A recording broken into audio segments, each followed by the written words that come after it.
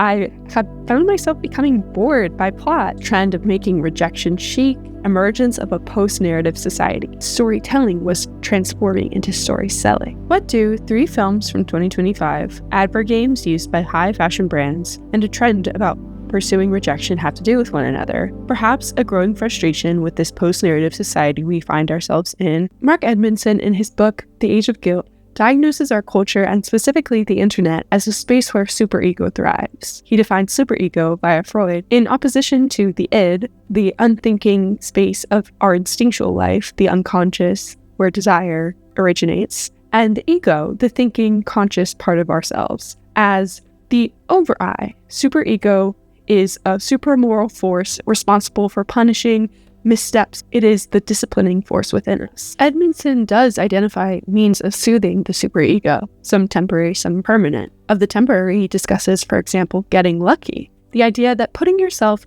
in chance's way might be the best means, temporarily, of feeling like a good person, of feeling like a person who doesn't need to be punished, whether this is through gambling, through a romantic affair. However, he does identify that eventually this fails to soothe, and it cannot affect the kinds of overwhelming, totalizing changes one might require to have relief from this phenomenon. Edmondson's diagnosis of an overactive superego did point me to a recent discourse, namely the trend of pursuing rejection at all costs. So basically, what this trend is, if you haven't encountered it, is individuals make their goal to hit a certain number of rejections, and sometimes the results are surprising. A recent Vogue article detailed the originator of this trend actually ending up with Dutch citizenship. So in thinking about this trend of making rejection chic, and to the risk, particularly that of bypassing failure, something which makes us all human and which ultimately doesn't always lead to something productive,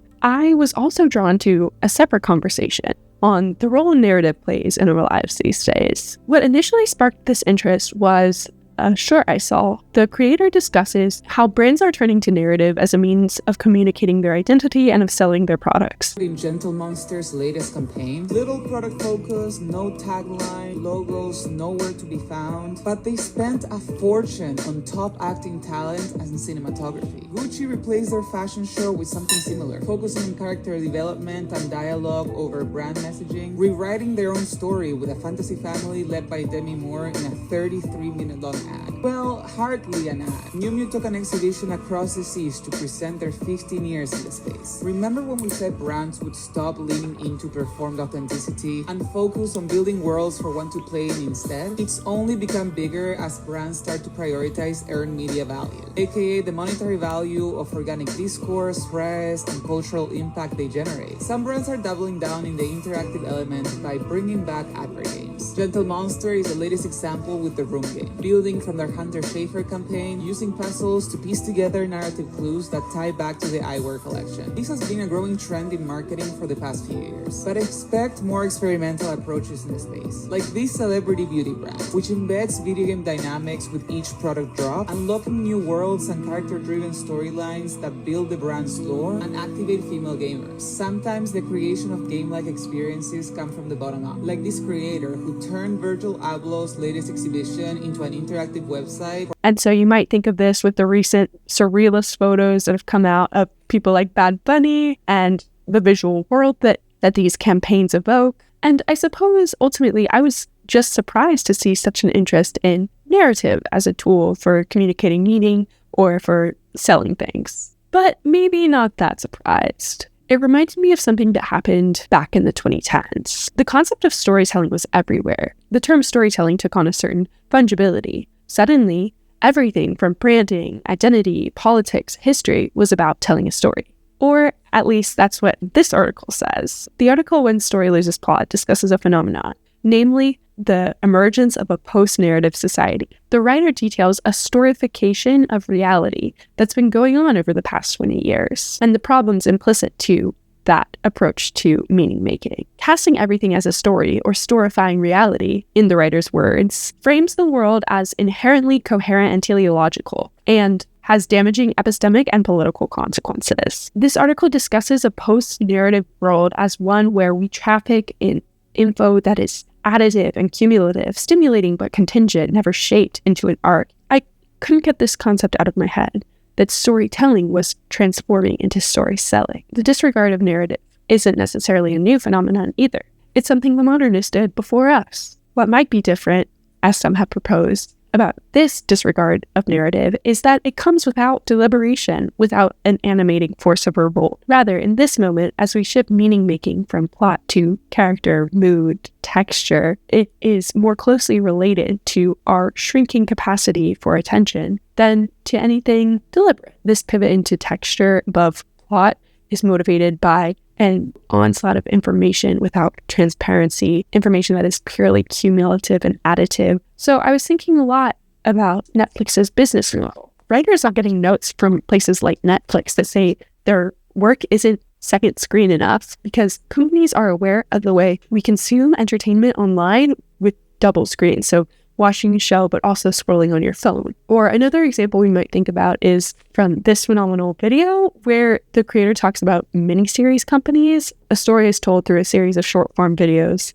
And in order to see the full episodes ahead of time, ahead of release, you need to subscribe to a separate platform. And thinking through all this reminded me of an amazing essay from N+1 called On Casual Viewing. And in the essay, the writer historicizes the rise of Netflix and talks about the business strategy that brought it so much success. What is so helpful about this article is how it identifies Netflix's main concern from the point of origin as scale. Netflix has always been interested in scaling ahead of cinema. And the effect of this is the creation of the perfect Netflix movie, that algorithmically constructed movie that plays in tropes and cliches, in which the dialogue is constantly announcing what's going on screen so that people can watch it passively. In a funny part of this article, the writer identifies movies made to be watched while you're doing laundry, so Tide Pod cinema, because from the start, Netflix was a tech company, so they were interested in data and in attention before they were ever interested in cinema as an art. I think this is just such a great example of how storytelling became story selling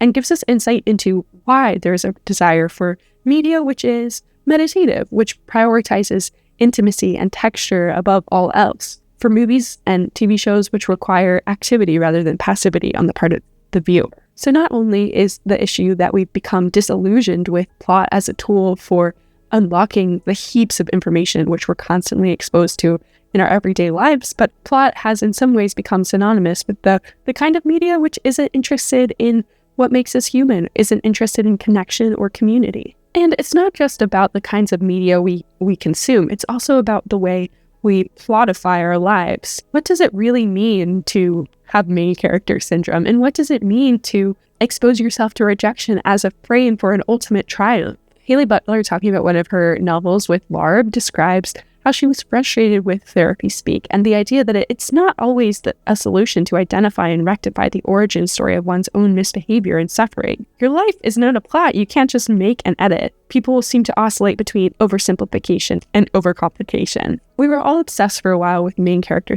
syndrome and the idea of turning your life into a story through romanticizing it, through exposing yourself to numerous rejections as a sort of hero's quest. But ultimately, I do wonder about what is eclipsed in this storification of one's own reality. Part of my motivation in making this video was honestly that I have found myself becoming bored by plot. It doesn't seem to encompass all that life is right now. And I want something more expansive. But at the same time, there's a dual frustration I have with the obsession with mood. I don't always just want empty space. This idea that we're transitioning into a post-narrative world, a world where plot doesn't make sense as the main tool of meaning-making anymore. I was curious about how filmmakers are responding to this crisis of narrative. And I thought about 3 films from 2025, Begonia, Eddington, and One Battle After Another.